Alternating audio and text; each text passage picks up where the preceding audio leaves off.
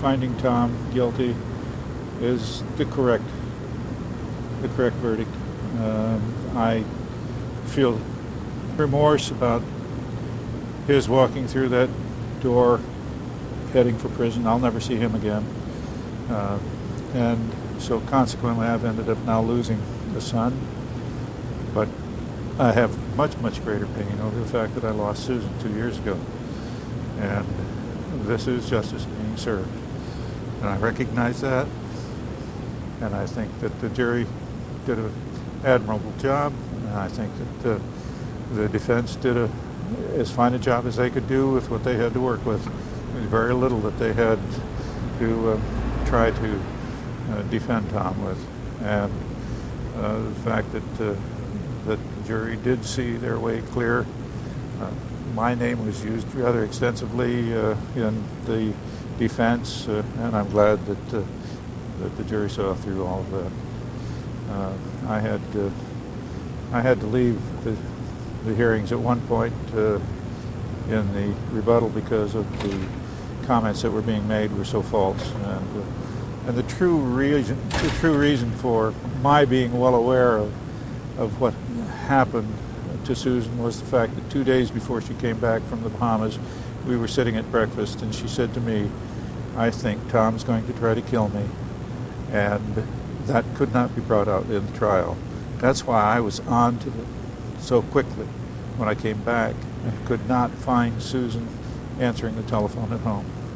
And immediately upon my return, getting others involved, looking for Susan even before I got home, and for Debbie Timpone to enter the home with me, looking for Susan, and my going out and looking for the vehicle that Tom might have driven away in. I knew he couldn't drive away in both the van and his own vehicle, so one of the two had to be in the area, and I did in fact then find his vehicle, and that led to his arrest when he tried to return by cab. It was such a great stroke of luck on our part, catching him on his way out of town. Why did Susan think that Tom was trying to kill her? Pardon? What made Susan believe that Tom was trying to kill her? A few days before she came out to the Bahamas, Tom met with her and tried to get her to select colors for a supposed paint job that he had for a condominium out on Longboat Key, of which we found there was no job, and that he wanted her to select the colors. In doing so, she said he had a really hatred look in his eyes, and she felt strongly that he tried to entrap her to go to the office where she felt that her life was be in danger. At that time, she called, or I shouldn't say called, asked Jim to meet with her at the office, to be with her when Tom arrived. Tom never did show up for that meeting. Sir, at some point the defense started to shift the suspicion in your direction.